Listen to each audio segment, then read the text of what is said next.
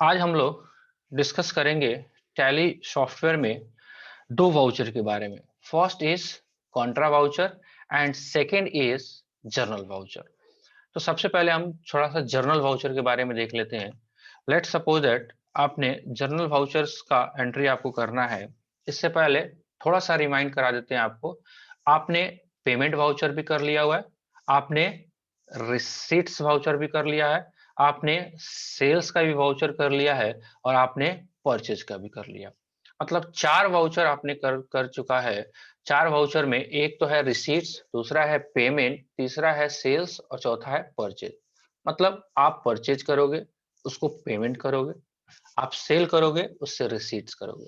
तो रहा बात ये जर्नल वाउचर और काउंटर वाउचर होता क्या।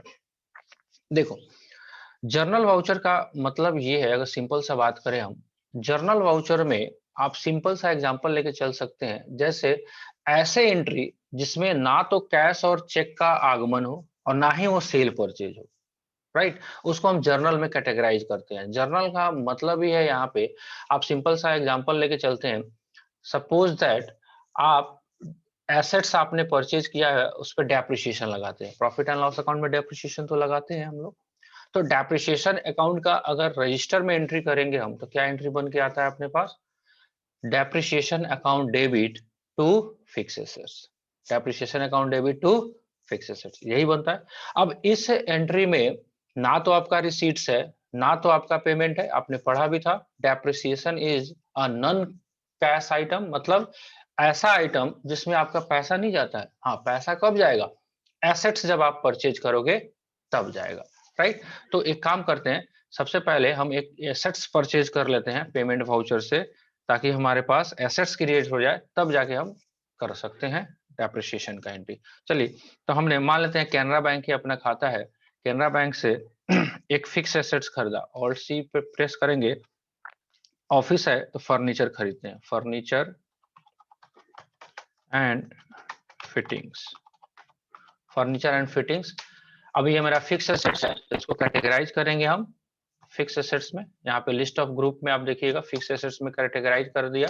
हाँ जी, जीएसटी इस पे नॉट अप्लीकेबल कर दिया क्योंकि हम मेरा ट्रेडिंग का आइटम नहीं है, राइट। चलिए, एंटर मारते हुए इसको एक्सेप्ट कर लिया आपने।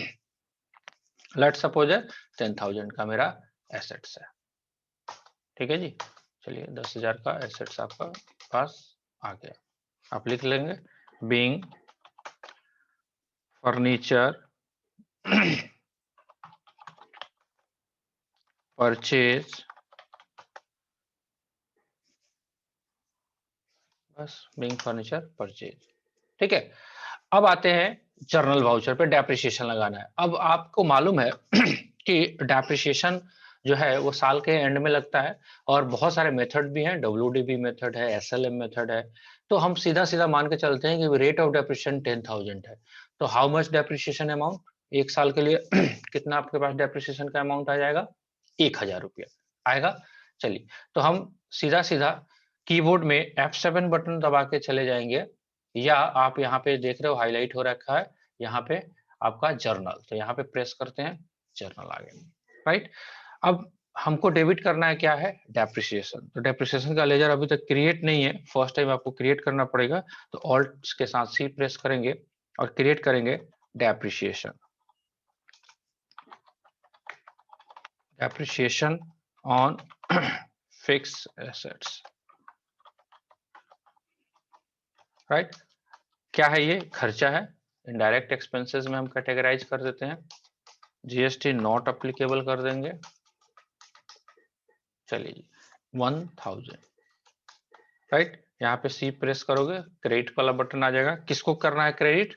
फर्नीचर एंड फिटिंग्स को, राइट। कोई डेट चेंज कर लेते हैं, मान लेते हैं 31 तो होगा नहीं एजुकेशनल मोड में, लेकिन फिर भी 1 मार्च का तो हम कर ही सकते हैं, right.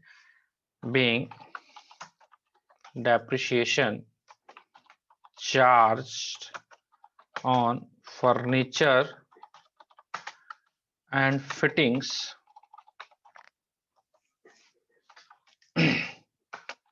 on at the rate of 10%। आप लिख भी सकते हैं, नरेशन में तो अपने सुविधा के लिए हम लोग लिखते हैं। चलिए, ये हो गया। अब आपको मालूम है, एक बार व्यू करके देख लेते हैं प्रॉफिट एंड लॉस अकाउंट में इसका क्या इम्पैक्ट होगा। आपको मालूम है फाइनल अकाउंट आपने पढ़ा, उसमें आपको प्रॉफिट एंड लॉस अकाउंट में ही डेप्रिसिएशन को डेबिट करते थे। आप ऑल्ट F1 बटन दबा के देखिए, यहाँ पे डेप्रिसिएशन ऑन फिक्स एसेट्स आपके पास आ चुका है। आप बैलेंस शीट में जाके देखिए, टैली का यही तो फायदा है कि एक बार आपको खाली जर्नल एंट्री पोस्ट करना होता है, सारा का सारा देख रहे हो यहाँ पे बैलेंस शीट आपका प्रिपेयर्ड है। Fix assets furniture and fittings 9000 ये कैसे आया, आप देखिए 10,000 का आपने खरीदा था। आप यहाँ से लेजर भी देख सकते हो, F2 बटन दबाइए, 1/4 से 31/3 करिए, देख रहे हो यहाँ पे। आप प्रिंट बटन पे जाइए, आप लेजर इसका प्रिंट करके आप देख सकते हैं, देख रहे हैं आप। थोड़ा सा फॉर्मेट का फर्क होता है, otherwise furniture and fittings account आप लेजर पोस्ट करते हैं तो ऐसे ही तो दिखता है। कैनरा बैंक से आपने 10,000 रुपया लगा के आपने एसेट्स खरीदा था और 1/3/2022 को आपने 1,000 का डेप्रिसिएशन कर दिया, closing balance 9,000। Each and everything आपको केवल जर्नल एंट्री पोस्ट करना होता है। आपको ना तो लेजर में कोई काम करना है, ना ही ट्रायल बैलेंस बनाना है, ना ही फाइनल अकाउंट बनाना है। सब कुछ आपको टैली खुद ही दे देगा।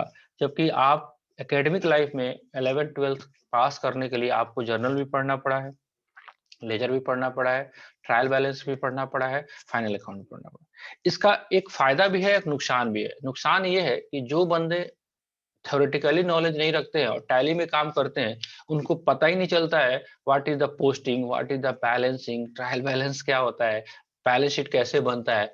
क्योंकि जो चीजें ऑटोमेटिक बन गई आपको तो पता ही नहीं चलेगा। एक और एग्जांपल लेके बताते हैं। मान लेते हैं मम्मी ने आपको खाना बना के दे दिया, तो आपने खाना तो खा लिया, लेकिन आपको प्रोसेस तो मालूम ही नहीं है कि चावल बनाने के लिए क्या करना पड़ता है, उसको प्रेशर कुकर में डालना, पानी डालना, एक्सेट्रा एक्सेट्रा। तो एक नुकसान भी है। फायदा ये है कि जिसको अगर जैसे आप एकेडमिक लाइफ से आप पास ऑन हो रहे हो, आपने journal, ledger, trial balance, final account theoretically पढ़ा है, तब जाके यहाँ पे आप कर रहे हो तो आपको लगेगा चलो भाई कुछ लाइफ तो आसान हुआ। एक बार जर्नल एंट्री पोस्ट करो, यहाँ पे ऑटोमेटिक सब कुछ प्रिपेयर है। हर ट्रांजेक्शन पे बैलेंस शीट अपने आप प्रिपेयर होते जाएगा।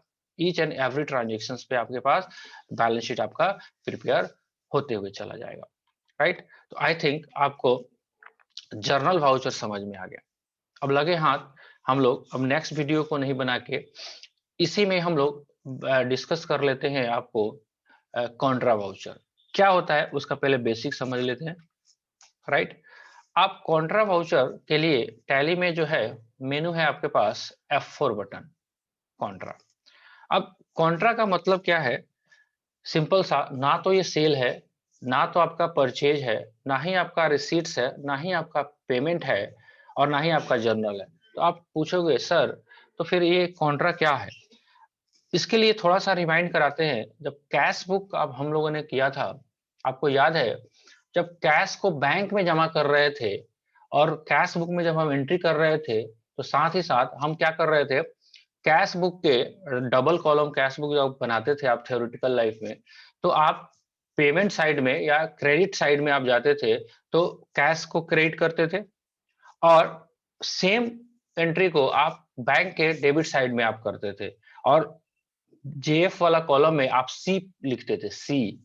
सी तो मैंने बताया भी था ये कॉन्ट्रा है। मतलब अगर आपने कैश निकाल के बैंक में जमा किया या आपने बैंक से कैश विड्रॉ किया, अब इस ट्रांजेक्शन में ना तो रिसीट है ना पेमेंट है। आपने दुकान में जो आज पर्टिकुलर डे का सेल हुआ 10,000 रुपया, उसमें से 2,000 खर्चे काट के 8,000 रुपया अगले दिन जाके बैंक में आपने डिपॉजिट कराया है, सिंपल।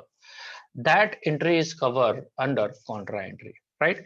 तो यहाँ पे कॉन्ट्रा एंट्री में ऊपर वाले लेजर में कौन सा आइटम आएगा, जहां पे जमा हो रहा है, राइट। तो मान लेते हैं आपने कैश जमा किया कैनरा बैंक में, कैनरा बैंक में, राइट। कैनरा बैंक में पैसा आया और गले से आपका पैसा गया कैश, यही आपका एंट्री आएगा। मान लेते हैं हमने 20,000 रुपये जमा किया बैंक में, राइट।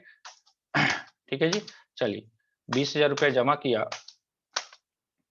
राइट, जमा हो गया। आप देख लीजिए एक बार जाके, आपका व्यू में आप जाएंगे, हम लोग बैलेंस शीट में जाएंगे तो आप देखेंगे current assets, cash in hand, देखो यहाँ से क्रेडिट हो गया आपके पास, यही वाला एंट्री है। अब इसमें आप और भी डिटेल खोल सकते हैं। F12 बटन दबा के आपने कौन कौन सा नोट डाला है वो भी आप यहाँ पे कर सकते हो मार्क। देखो यहाँ पे आएंगे, अब बहुत सारा मेनू, शो कैश डिनोमिनेशन डिटेल्स, मतलब कितने कितने का नोट आपने जब पर्ची भरते हैं ना, पेन स्लिप, बैंक में जब जाते हैं आप कैश डिपॉजिट करने, तो बैंक वाला भरवाता है ना 1000 का नोट कितना, 2000 का नोट कितना, 500 का कितना, 100 का कितना, वो टैली में भी आप मेंटेन करके रख सकते हो, राइट। देखिए अब इसी एंट्री को हम मॉडिफाई कर रहे हैं, यहाँ पे पूछेगा हमसे, देखिए कैश का डिटेल, तो हम बताएंगे कि 2000 का मेरे पास एक नोट था, 1000 तो आजकल चलता ही नहीं है, 500 का आपके पास कितना नोट आ जाएगा, 9 दूना 18, या मान लेते हैं कि 500 का नोट हो गया 16, तो 8000 हो गया, 10,000 रुपया हो चुका, राइट। ठीक है, 10,000 ये हो गया, और 100 रुपया के 100 नोट थे, राइट, 20,000 रुपया आ गया। देख रहे हो आप, डिफरेंसेस भी निकाल दिया। तो आप फ्यूचर में जाके आपको टैली में खुद ही पता चल गया कि आपके पास कितने कितने का नोट आपने डिपॉजिट कराया था, राइट। इतना बात समझ में आ रहा है। तो ये कॉन्ट्रा एंट्री में कवर होता है, या तो आप पेमेंट करो या तो आप रिसीट्स करो, नहीं है ये कौन सा है, आपने गल्ले से पैसा निकाल के बैंक में जमा किया, या जरूरत पड़े तो बैंक से आप निकाल के लाते हो, इसी को टैली में कॉन्ट्रा एंट्री के रूप में रखते हैं। एक बार और हमने डिपॉजिट्स का देख लिया है, अब एक बार और करके देख लेते हैं, अकाउंटिंग वाउचर में जाते हैं, कॉन्ट्रा एंट्री में अब थोड़ा सा पैसा विड्रॉल कर लेते हैं। तो पैसा विड्रॉल करेंगे तो कैश जहां पे आएगा उसको ऊपर रखना है, कैश कैनरा बैंक से, कैनरा बैंक से मान लेते हैं हमने 5,000 रुपया निकाल लिया, राइट। चलिए जी 5,000 रुपया निकाल लिया, ठीक है, चलिए 5,000 रुपया निकल गया आपके पास, 20,000 जमा किया था, 5,000 निकल गया। तो ऐसा इस टाइप का ट्रांजेक्शन जो आएगा वो कॉन्ट्रा में जाएगा। तो बिजनेसमैन है तो पर डे उनका कैश सेल्स है वो बैंक में जाके जमा होता ही होता है, तो उसको यहाँ पे ये लोग एंट्री कर लेते हैं ऐसा। तो लगभग लगभग मैंने आपको सारा मेनू डिस्कस कर दिया है। देखिए अभी भी मैंने आपको जो डिस्कस किया हुआ है ये लगभग आपका 5% भी नहीं है, बिकॉज इतने सारे इसमें मेनू हैं, आपको अंदाजा नहीं लगा सकते कि बहुत सारा इसमें सारा आपका मेनू चलता है इसमें। लेकिन फिर भी एक बार मेरा कोशिश था कि आप फेमिलियर हो जाएं सारे मेनू से, राइट। तो अकाउंटिंग वाउचर में एक बार हम सम अप कर देते हैं। हमारे पास F2 बटन क्या था, डेट के लिए, जब भी हम डेट चेंज करते हैं F2 बटन, F4 कॉन्ट्रा के लिए, F5 पेमेंट के लिए, F6 रिसीट्स के लिए, F7 जर्नल के लिए, F8 सेल्स के लिए, और F9 परचेज के लिए, राइट।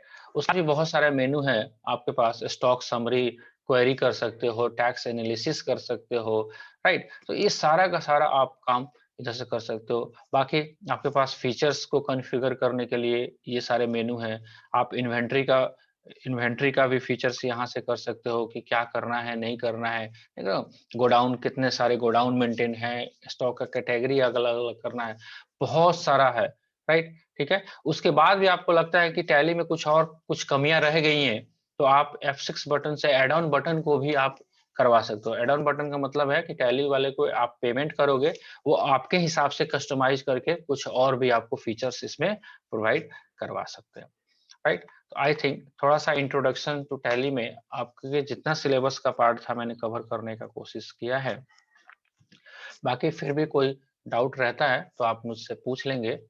फिलहाल इतना पे आपका टैली का थोड़ा सा समरी व्यू हमारे हिसाब से आपका समाप्त हो चुका है, राइट। तो मिलते हैं हम लोग बाकी अपने रेगुलर टॉपिक में, तब तक के लिए जय हिंद।